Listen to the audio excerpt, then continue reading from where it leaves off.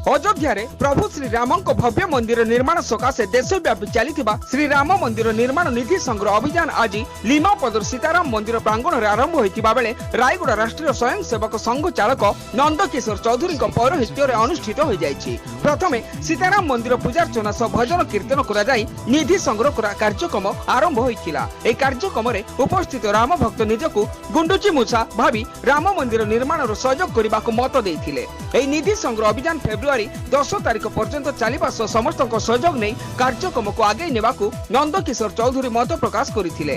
अन्य मानक मध्यरे भामिनी सरपंच राममूर्ति बिडिका, उकम्बा सरपंच बनमाली गोमांग, प्रसन्न त्रिपाठी, पंकज पंडा, चक्रपाणी त्रिपाठी प्रमुख सहयोग करथिले। रामनागुड़ारू सुभजित पटनायक को रिपोर्ट न्यूज 2 ओडिया। भगवान अपार करुणा यहाँ गोटे सौभाग्यर विषय।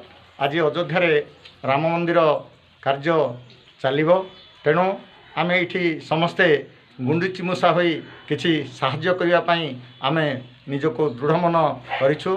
भक्तवृंद टे सहयोग कर कार्यक्रम जमी सब बेले चालू रहिबो। समस्त आम भगवान आशीर्वाद श्रीराम आशीर्वाद नेबा। प्रभु रामचंद्र निर्माण मंदिर निर्माण सकाशे रामनगुड़ा खंडर आज जो कार्यक्रम आरंभ होती लीमापत्र ग्राम प्रभु रामचंद्र मंदिर रे सबु श्रद्धालु मानक एवं कार्यकर्ता मानक कार्यक्रम आरंभ कर। नमस्कार, मु सुप्रिया।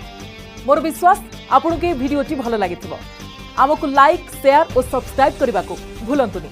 Latest update देखुथांतु